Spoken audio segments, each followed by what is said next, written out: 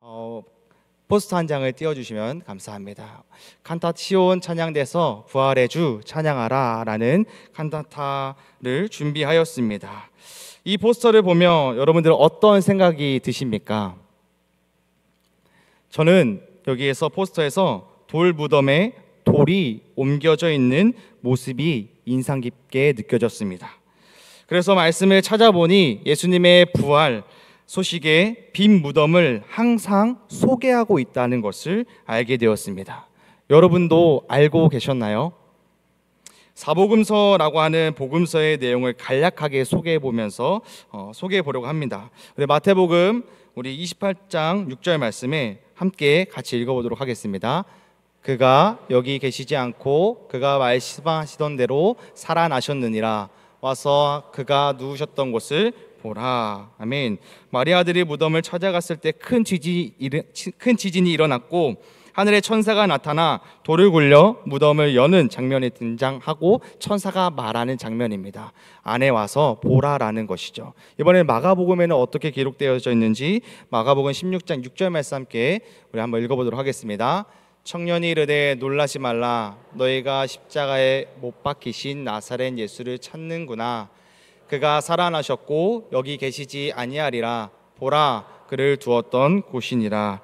아멘. 마가복음에서도 마찬가지입니다. 무덤을 찾은 여인들이 이 열려 있는 무덤을 보고 그 안에 한 청년이 앉아 있는 모습을 보고 깜짝 놀랍니다. 그리고 놀라지 말라. 그 안에 있는 예수가 있는지 찾아보라. 그는 살아계셨고 여기 계시지 않는다라고 말하고 있는 것이죠. 누가복음도 한번 읽어보겠습니다. 누가복음 24장 2절 3절 말씀입니다. 돌이 무덤에서 굴려 옮겨진 것을 보고 들어가니 주 예수의 시체가 보이지 아니하더라. 아멘. 누가복음에서도 향품을 가지고 무덤에 간 여인들이 돌을 굴려져 있는 것을 보았고 무덤 안을 들여다보니 아무것도 없었던 것을 말하고 있습니다. 요한복음 마지막입니다. 요한복음 20장 6절 말씀 함께 읽어보겠습니다. 시몬 베드로는 따라와서 무덤에 들어가 보니 세마포가 놓였고, 아멘. 요한복음에서도 마리아는 처음 무덤이 비어 있는 것을 보고 슬픔에 잠겨 울었습니다. 그러나 그 소식을 예수님을 직접 만났고 기쁨으로 제자들에게 달려가서 이 소식을 전하였습니다. 그 제자 중에서 베드로가 지금 들어가서 확인해 보는 것입니다. 여기서 내 사복음서에서 계속 반복하는 단어는 보라, 들어와서 보니라는 단어입니다. 사람은 자신이 본 것, 경험한 것은 오랫동안 기억합니다. 그 중에서 충격적이고 우리가 감격적인 순간은 우리 마음 깊은 곳에 각인되어서 쉽게 잊혀지지 않습니다. 그런 의미에서 예수님이 계셔야 할 무덤 안에 예수님이 계시지 않는다라는 사실은 엄청난 충격이었습니다. 왜냐하면 인간의 생각으로는 결코 이해될 수 없는 일이기 때문이죠. 이처럼 사복음서에서 모두가 빈 무덤을 소개하고 있고 그 빈 무덤에서 사람을 다양한 인물을 통해서 무덤 안을 보게 됩니다. 하지만 이들은 단지 무덤이 비어 있다라는 것을 본 사람으로 소개하고 있지 않습니다. 그들은 빈 무덤을 통해서 예수님이 부활하셨다라는 것을 믿게 되었다는 것을 말하고 있는 것이죠. 만약 예수님의 무덤이 열리지 않고 오늘까지 그대로 있었다면 그곳은 유명한 성지가 되었을 겁니다. 예수님은 순교자의 무덤으로 여겨져 수많은 순례자들이 다녀갔을 겁니다. 그러나 당시의 문헌에 어디에도 그런 순례자에 대한 기록이 전혀 있지 않습니다. 왜일까요? 무덤이 열렸고 그 안에 빈 무덤이기 때문이죠.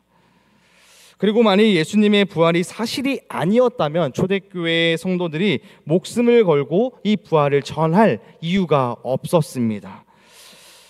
그들은 목숨을 내놓고 그 사실을 증명하였죠. 왜냐하면 그들은 예수님의 부활을 보고 경험했기 때문이죠. 사랑하는 성도 여러분, 우리도 그들과 다르지 않습니다. 우리는 눈으로 빈 무덤을 보지는 않았지만 믿음으로 보았고 말씀을 통해 보았고 성령의 확증을 받은 자들입니다. 믿으십니까? 아멘.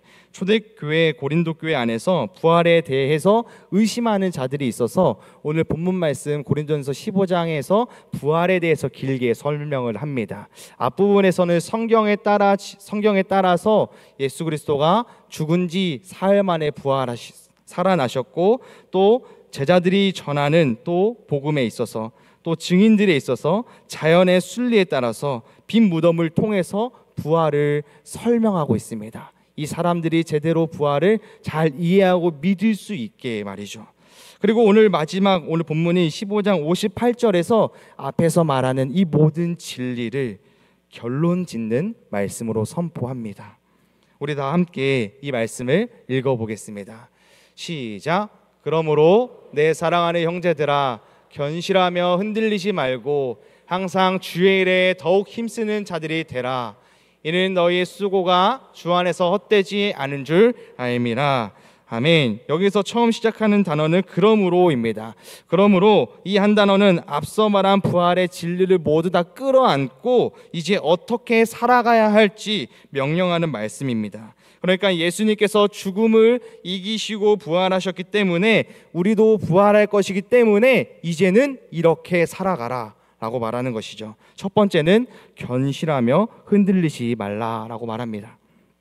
사랑하는 우리 제일가족 성도님들, 세상은 부활을 믿지 않기 때문에 언제나 혼란과 불안 속에 살아갑니다. 우리 역시도 살아가다 보면 의심이 생기고 낙심하고 주저앉을 때가 있습니다. 그러나 부활을 믿는 자는 흔들리지 말라라고 말하고 있습니다.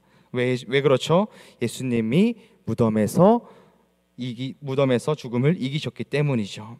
우리의 구원은 흔들리지 않는 반석 위에 세워져 있습니다.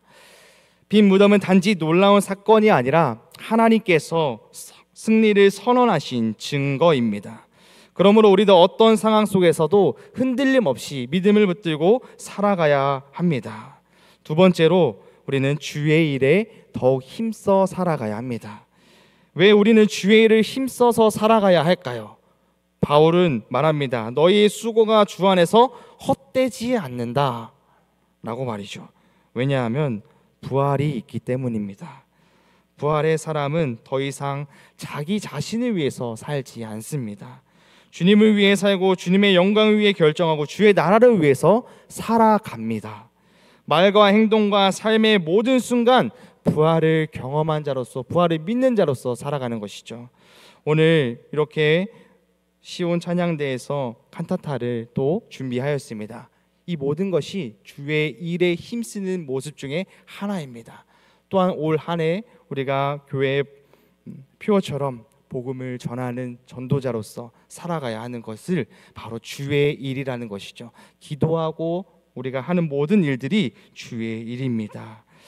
또한 주의 일이 단지 교회 안에서 하는 일이 아닙니다. 사랑하는 우리 제일가족 성도님들, 우리 살아가는 모든 삶의 자리가 곧 주의 일의 현장입니다. 우리 사랑하는 제일가족 성도님들께서 주의 이름으로 행한 모든 그 수고가 헛되지 않는다라고 말씀해 주고 있습니다. 예수님의 부활이 그 보증해 주고 있기 때문이죠. 하나님은 그날 우리가 주님의 이름으로 흘린 눈물과 땀을 잊지 않고 닦아주시고 신령한 몸으로 다시 살리실 것입니다. 그러므로 오늘 또 흔들림 없이 주를 위해서 살아가야 합니다. 그렇다면 부활은 우리에게 무엇을 약속합니까? 예수님의 빈 무덤, 단지 사라진 시신의 사건이 아니라 장차 우리에게도 주어질 부활의 실제 모습이라는 것입니다. 바울은 고린도전서 15장에서 부활의 신비를 이렇게 말합니다. 죽은 자의 부활도 그와 같으니 썩을 것으로 심고 썩지 아니할 것으로 다시 살아나며 약한 것으로 심고 강한 것으로 다시 살아나며 육의 몸으로 심고 신령한 몸으로 다시 살아나나니. 아멘. 예수님께서 몸으로 부활하셨다면 우리도 그와 같이 영광의 몸으로 부활할 것입니다. 그것은 단지 영혼의만의 구원이 아니라 전 인격적인 구원, 또 몸과 영혼이 함께 회복되는 새 창조의 약속입니다. 이것이 부활의 신앙의 놀라운 실체이며 바로 이 소망이 오늘 우리의 삶의 방향과 삶의 가치가 완전히 새롭게 정의되는 것이죠. 사랑하는 우리 제일가족 성도님들, 빈 무덤 앞에서 어떤 삶을 살고 계십니까? 오늘도 흔들립니까? 좌절합니까? 그때 예수님이 부활하신 오늘을 기억하시기 소망합니다. 예수님이 다시 살아나셔서 그 죽음을 이기신 그 날을 기억하며 우리가 살아가길 소망합니다. 우리는 다시 살아날 것입니다. 우리는 이 세상의 끝이 아닙니다. 그러므로 흔들리지 말고 주의 일에 힘쓰는 우리 모든 제일가족 되기를 소망하고 기도합니다.